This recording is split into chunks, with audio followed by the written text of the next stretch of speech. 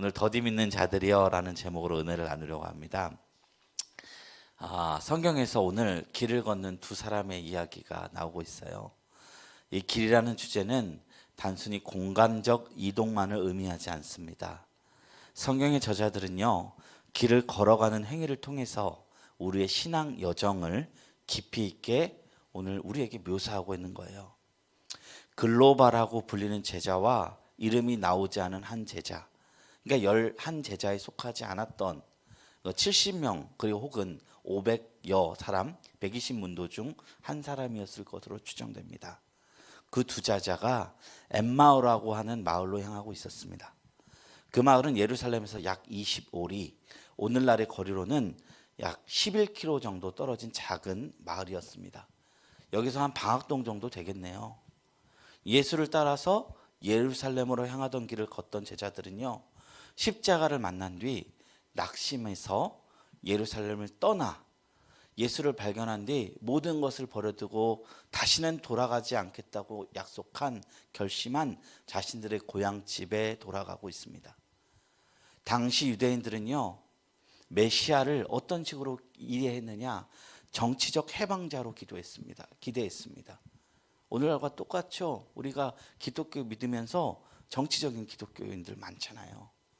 좌표가 죽어야 우파가 하나님의 뜻이다, 우파가 죽는 것이 하나님의 뜻이다. 그런 시야로 그리스도를 이해했다는 것입니다. 예수님이 이스라엘을 로마 제국의 압자에서 벗어나게 할 것으로 믿었습니다. 이 두 제자도 마찬가지였습니다.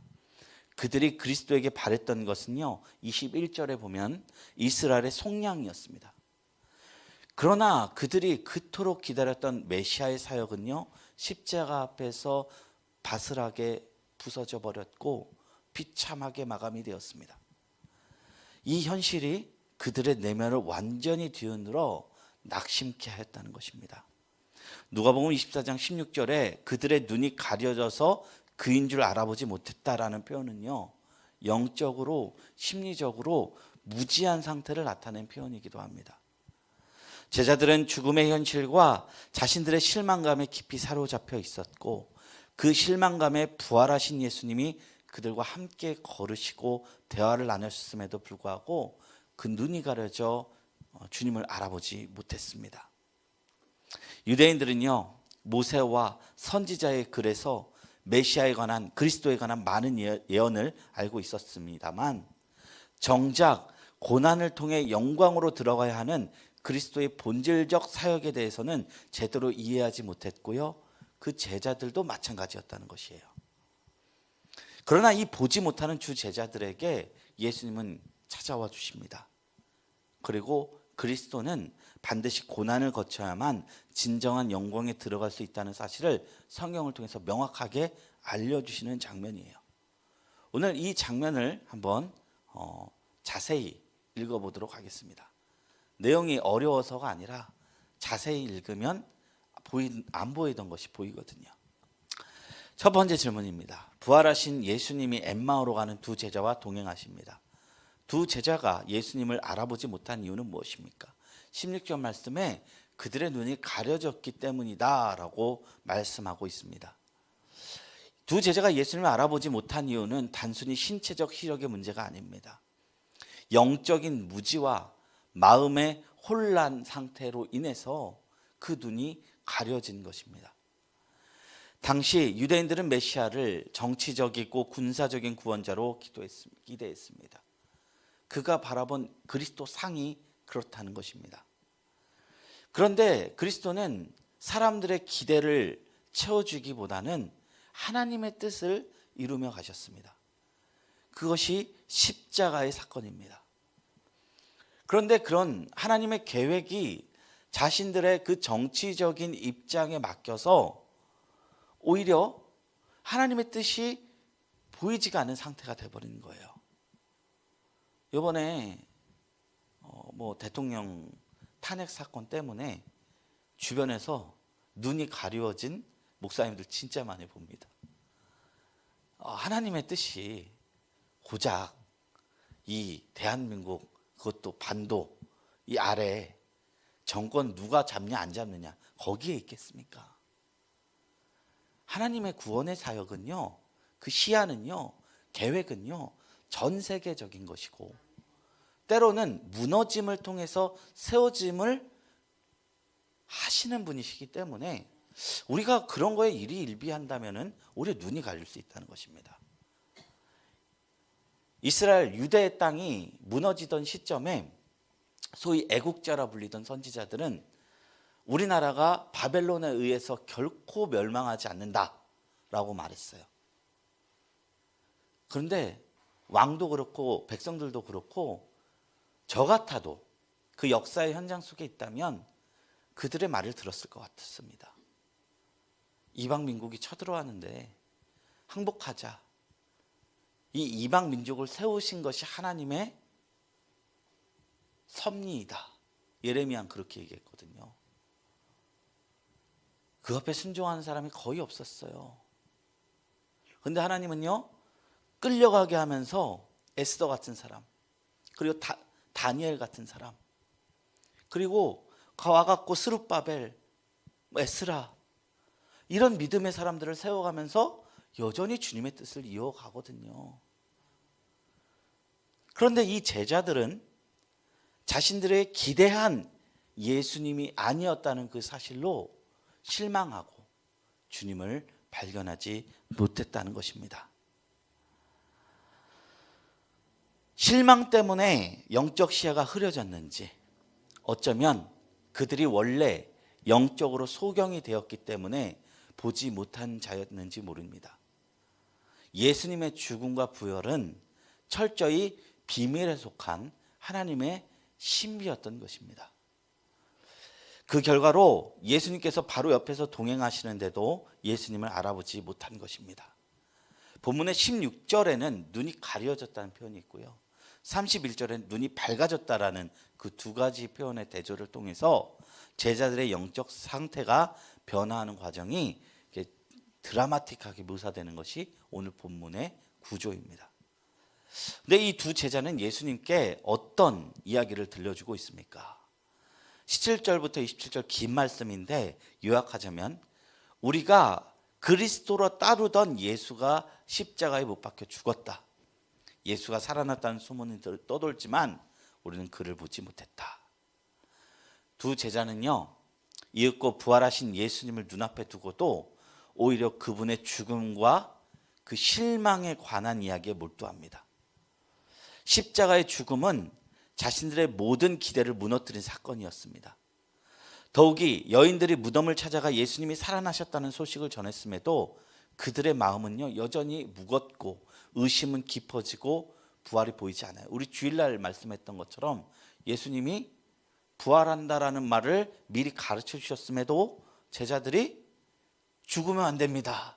그 자리에서 죽으면 안 됩니다. 그랬던 것처럼 이 제자들도 죽음에 여전히, 이미 부활이 됐는데 죽음에 몰두하고 있는 거예요. 그래서 여자들이 위대합니다. 그런 얘기가 있더라고요. 남자들은요, 혼자 살면 시간이 지날수록 추잡스러워지고 파괴가 된대요. 남자는 자기 파괴적인 그런 기질이 있대요. 근데 여자들은 시간이 지날수록 깔끔해진대요. 그리고 홀로 서는 능력이 더 굳건해진대요. 왜냐? 하나님이 남자는 흙으로 만드셨고 여자는 뼈로 만들어졌기 때문에, 그래서 그렇다 생각합니다.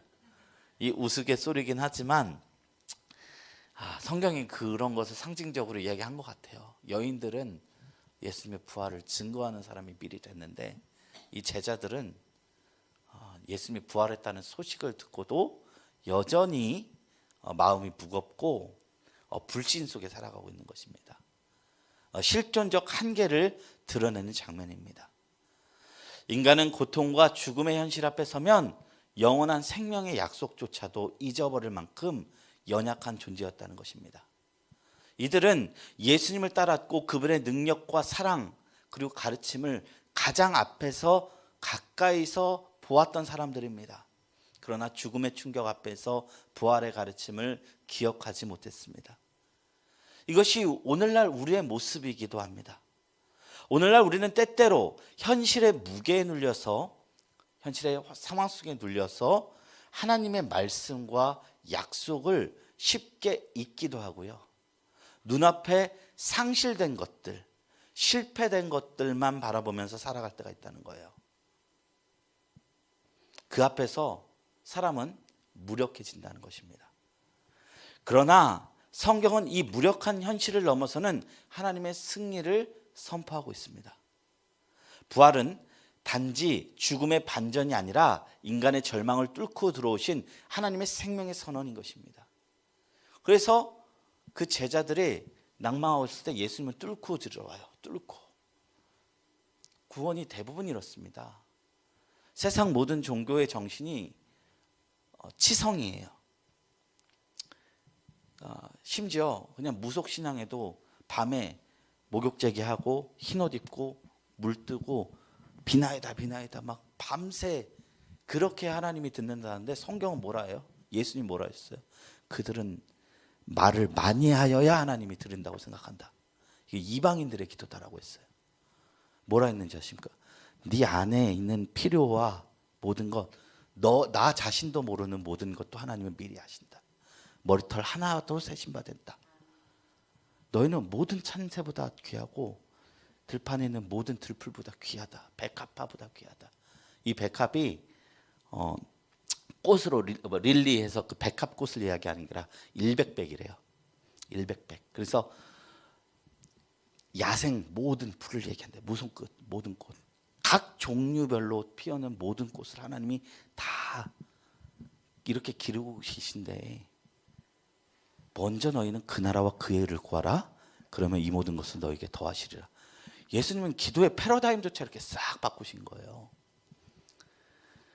여기서 보면 이 부활의 사건에서도 제자들이 영웅으로 등장하지 않습니다. 제자들은 여전히 낭망해 있고 제자들은 여전히 슬퍼하고 있습니다. 근데 예수님이 그 사이를 찢고 비집고 들어와서 생명을 부어주신 거예요. 그러니까 살아나는 거예요. 이게 기독교의 정신인 것입니다. 물론 그 아까 말씀드렸던 여성은 제외하고요. 여성은 그걸 다 뚫고 가서 그 부활을 목격한 사람이 됐습니다. 더 위대하죠. 근데 오늘 본문에서 예수님은 그런 방식으로 일하시고 계신다는 것입니다. 이게 부활이 가지고 있는 힘을 우리에게 이야기해 주고 있는 것입니다. 이 두 제자의 이 한탄을 들은 상황 속에서 예수님은 무엇이라고 말씀하고 있습니까? 이르시되 선지자들이 말한 모든 것을 마음에 더듬이는 자들이여 그리스도가 이런 고난을 받고 자기의 영광에 들어가야 할 것이 아니냐 하시고 이에 모든 모세와 모신 선지자의 글로 시작하여 모든 성경에 쓴 바 자기에 관한 것을 자세히 설명하시니라.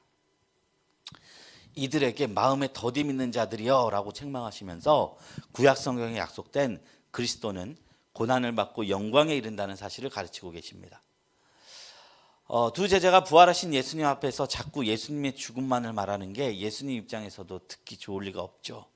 그래서 주님께서는 두 제자를 미련하고 선지자들이 말한 모든 것을 마음에 더디 믿는 자들이라고 꾸짖으십니다.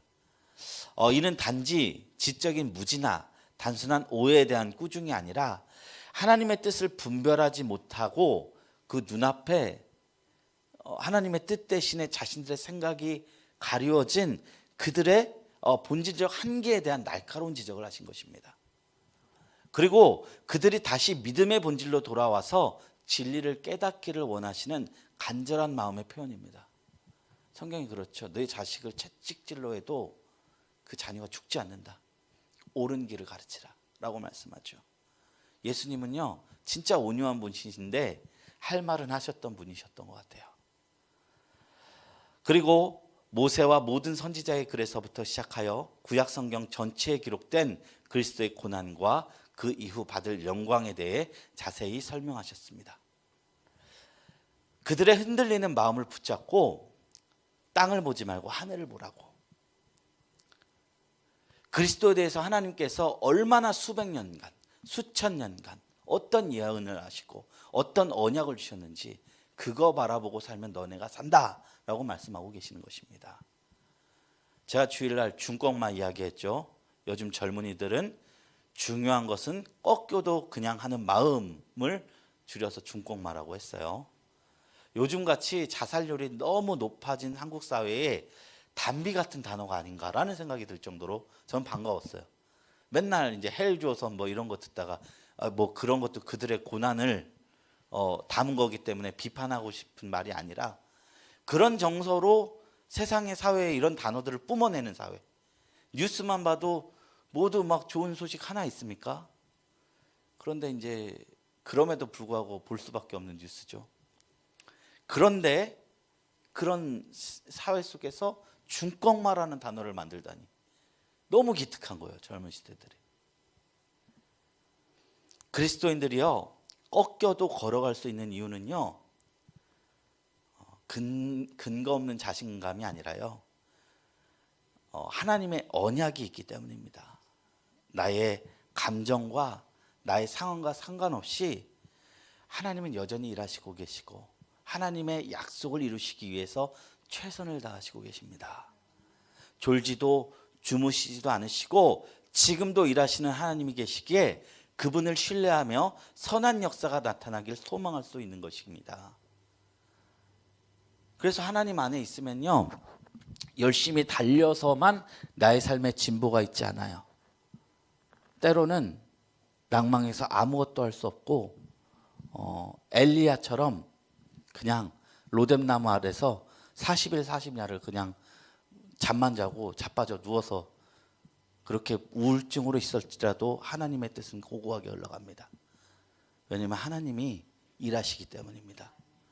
내가 열심히 하는 것을 통해서 하나님이 일하는 것 같지만 그건 사실 노젓는 거예요. 파도가 이렇게 딱 갈 때 그냥 배에서 내가 노를 젓지 않아도 배는 가잖아요. 근데 이걸 나의 공으로 돌리려고 노를 열심히 걷는 거죠. 그래서 물 들어올 때 노젓는다는 게 그런 거잖아요. 하나님은 우리 삶에서 일하시고 역사하시고 여전히 자신의 뜻을 이루시고 계십니다. 그래서 예수님께서 그 엠마오로 가는 두 제자들에게 너의 환경, 감정 바라보지 말고 말씀에서 그리스도를 어떻게 예언했느냐를 바라보라. 눈을 들어 하늘을 보라 라고 권면하고 있는 것입니다. 한번 생각해 보겠습니다. 엠마오로 내려가는 제자들은 그리스도가 고난받아야 한다는 사실을 받아들이지 못했기에 시리에 빠져서 예루살렘을 떠났습니다. 말씀이 아닌 자기의 선입견으로 메시아를 이해하면 영적으로 실패할 수밖에 없습니다. 혹시 우리도 세속적 가치관으로 신앙생활을 하다가 시험에 빠진 적은 없는지 나눠봅시다. 이제 두 제자의 눈이 밝아져 예수님을 알아봅니다. 두 제자가 예수님을 알아본 것은 언제입니까? 30절 31절에 나오는데요, 예수님께서 떡을 가지사 축사하시고 떼어 그들에게 주셨을 때, 예수님이 그리스도를 가르쳐 줬을 때도 이 사람들이 예수님 못 알아보다가 성찬을 행했을 때 그들이 예수님을 알아봤다는 겁니다.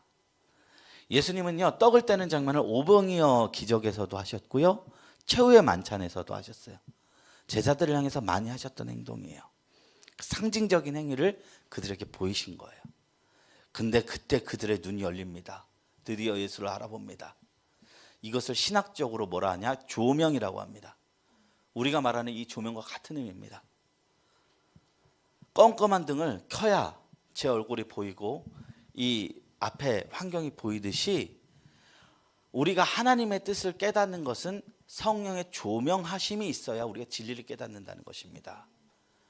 종교개혁자 칼빈은요, 기독교 강요 제3권에서 이렇게 이야기했어요. 하나님의 말씀은 단순하고 외적인 증거는 믿음을 일으키기에 충분해야 하지만 우리의 눈먼 상태와 왜곡된 성향이 이를 방해한다. 우리의 마음은 허망함에 기울어져 있어서 하나님의 진리에 결코 붙들릴 수 없으며 그 둔함으로 인해 그의 빛조차도 항상 보지 못한다. 그래서 그 다음에 뭐라 하느냐? 그러므로 성령의 조명 없이는 말씀이 아무런 효과가 없다. 예수님의 존재와 부활의 진실은요, 인간의 이성이나 경험으로, 그리고 성경을 읽는다고 단순히 읽는다고 깨달아지는 게 아닙니다. 사실 성경 읽기 가장 유리한 사람은 누구냐? 국어 등급 1등급 받은 사람이 성경 이해하기 가장 쉬울 거예요. 그러나 그들이 진리를 깨달을 수 있겠습니까? 결국 최후에는 신앙은 이해가 아니라 조명으로 인한 신뢰로 나가야 되거든요. 이 말씀 끝에서 예수 부활이 내 부활로 받아들여 줄 수 있겠느냐. 저도 이 본문 주회를 하다 보면 가끔 국어 능력으로 하는 것 같다는 생각이 들 때가 있어요. 그럼 항상 기도를 합니다. 하나님, 제가 이 역사적 배경과 이 의미를 쉽게 말하는 것을 넘어선 성령님이 주시는 깨달음이 있게 하여 주시옵소서. 그리고 말씀을 듣는 이들에게, 읽는 자들에게 이것이 하나님을 향한 믿음으로 나갈 수 있는 성령의 역사가 있게 하여 주시옵소서. 이걸 늘 간구하고 있습니다. 성령의 역사가 있어야지만 우리의 마음에 눈이 열려서 볼 수 있어요. 예수가 예수로 보입니다. 그동안 그냥 옆에 지나가던, 그냥 마음 뜨겁게 하던 그냥 한 건장한 어른이, 건장한 청년이 그게 나의 주님이시구나. 그 십자가에 달린 그 청년이 나를 위해 죽은 대속을 감당하셨구나. 이것이 밝히 보여지는 것입니다. 두 번째 질문입니다. 제자들의 마음은 언제 불타듯이 뜨거워졌습니까? 그들이 서로 말하되 그래서 우리에게 말씀하시고 우리에게 성경을 풀어주실 때에 우리 속에서 마음이 뜨겁지 아니하더냐 하시고, 그러니까 예수님이 성경을 풀어주셨을 때 그들의 마음이 불타듯이 뜨거웠다고 해요. 이게 성령의 힘이 있었기 때문이죠. 그 말씀이 마음 깊은 곳을 흔들고 다시 살아 움직이게 하는 능력이 되었기 때문입니다.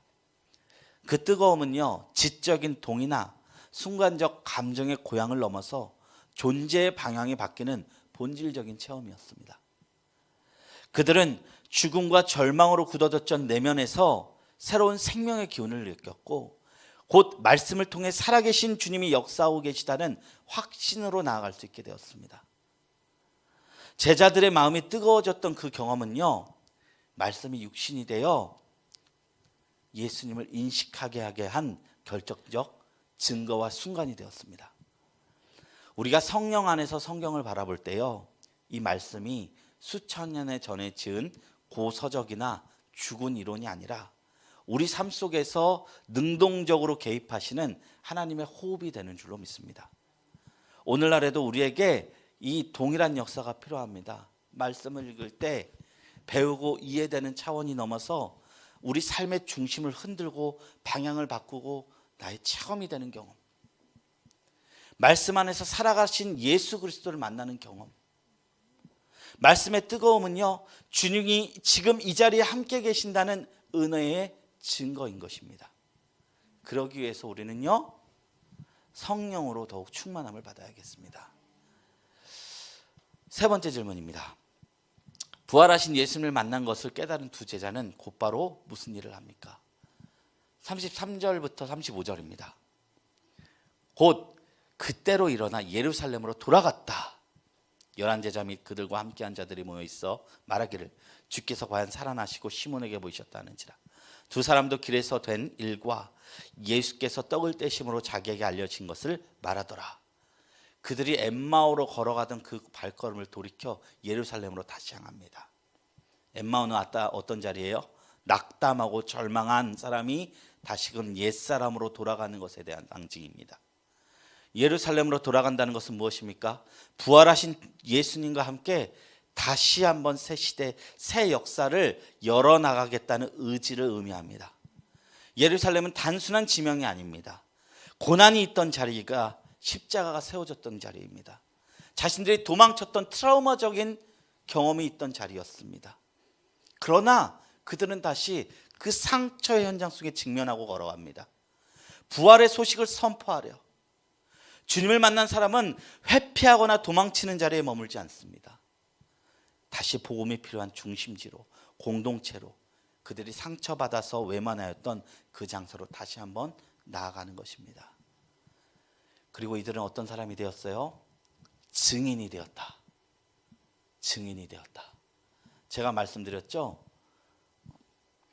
그 영어로 순교자가 영어로 미스 자꾸 발음이 생각이 안 나는데 그게 원래 원어로는 증인이란 뜻입니다. 원래 순교자란 뜻이 없었어요. 증인이 되니까 증인들을 죽인 거예요. 증인이라는 의미만 있었는데 죽이니까 나중에 증인이 곧 순교자라는 의미가 됐어요. 우리나라에도 그런 의미 있어요. 원래 여러분 그 창렬스럽다, 해자스럽다 이런 말 들어본 적 있습니까? 들어보신 적 없으신 분도 있겠지만 이게 어떤 의미냐면 편의점 도시락에 모델이 김혜자 선생님이 하신 모델의 도시락이 있었고 김창렬 씨가 모델로 한 도시락이 있었어요. 근데 같은 가격인데 두 개 차이가 너무 나는 거예요. 김혜자 선생님이 모델로 한 거는 3,000원인데 막 반찬도 5개, 6개 들어가 있고 너무 스럽게 가성비가 좋은 거예요. 그래서 인터넷에서 사람들이 해자스럽다 이렇게 말이 생겼어요. 그리고 김창렬 씨가 모델로 한 도시락은 너무 가격에 비해서 너무 부실하고 뭐 들어있는 것도 없고 편의점 도시락으로 대충 넣은 거예요. 그래서 이게 창렬스럽다. 그래서 창렬스럽다라는 말이 나왔어요. 그렇게 조롱하는 것으로 해자스럽다, 창렬스럽다, 해자스럽다, 창렬스럽다 하다가 나중에는 아예 해자스럽다는 단어 말이 가성비가 좋다라는 의미가 확장이 되었고 창렬스럽다라는 말이 가성비 안 좋고 되게 꽁으로 먹으려고 한다라는 의미로 확렬됐어요. 그래서 김창렬 씨가 이름 개명했잖아요. 창렬에서 창열로. 그것 때문에 개명한 거거든요. 그러니까 증인이에서 죽이니까 의미가 확장된 거죠. 순교자로. 부활하신 예수님을 증언하는 증인이요 순교의 삶으로 걸어간 것입니다. 이것이 참된 회복과 부활을 체험한 이들이 걸어간 모습입니다. 우리도 이 말씀을 통해서 어떤 교훈을 발견할 수 있을까요? 부활하신 주님을 진정으로 만난다면 우리의 삶의 방황이 해결됩니다. 그리고 내가 걸어가야 할 바, 살아내야 할 바를 본질적으로 존재적으로 깨달을 수 있습니다. 우리가 부활하신 주님 앞에 나가야 할 줄로 믿습니다. 그 주님 앞에서 우리 인생의 영원한 방언을 해갈받고 우리가 걸어가야 할 바, 그것이 무엇인지를 발견하는 은혜가 저와 여러분들의 있기를 주님의 이름으로 축복합니다. 나눔 2번, 3번입니다. 예수님이 말씀을 풀어주실 때 제자들은 고난을 통과한 영광에 눈 떴고 식었던 마음도 다시 뜨거워졌습니다. 말씀을 배우고 묵상하면서 마음이 벅차오르고 뜨거워진 경험을 나눠봅시다. 눈이 밝아지자 제자들이 맨 먼저 한 일은 부활의 증인이 되는 것이었습니다. 그들은 부활하신 예수를 만나 기쁜 소식을 자기만 알 수 없다고 깨달았기 때문입니다. 나는 어떻게 부활을 증언하고 있는지 나눠봅시다. 이제 말씀을 맺겠습니다. 부활하신 주님을 만난 제자는 다시금 사명으로 살아갑니다. 우리도 이 예수님을 만나야겠습니다. 그리고 체험해야겠습니다. 힘으로 능으로가 아닌 오직 성령으로 만나야겠습니다. 오늘 말씀 이후 기도하실 텐데 이 기도를 꼭 하셨으면 좋겠어요. 살아가신 예수를 만나 새 힘과 새 능을 받기를 원합니다. 제가 이 세상을 이기며 살아가게 하여 주시옵소서. 이 기도를 꼭 해주셨으면 좋겠습니다. 우리 다 같이 기도하겠습니다. 시간 기도할 때 엠마오로 간 두 제자의 이야기, 낙심하고 눈이 가려져서 옛 사람으로 돌아가고자 한 그 사람에게 예수님은 찾아오셨습니다. 그리고 부활의 주님을 증거해 주셨습니다. 부활한 주님을 만난 그 두 제자는 다시 사명의 자리로 나아갑니다. 우리도 부활의 주님을 만나게 하여 주시옵소서. 깨닫게 하여 주시옵소서. 세상 환경과 세상의 근심 속에서 우리의 눈은 가려지고 엠마오로 향하고 싶습니다. 그러나 우리가 가야 할 바는 예루살렘, 내가 가야 할 사명의 길이 있음을 기억하기를 원합니다. 주여 우리의 눈을 열어주시게 하시고 오늘도 기도하는 가운데 새로운 능력, 새 힘을 부어 주시옵소서. 성령님 오늘 기도 가운데 함께하여 주시옵소서. 우리 다 같이 이것을 위해서 주여 삼창하시고 기도하며 나갑니다.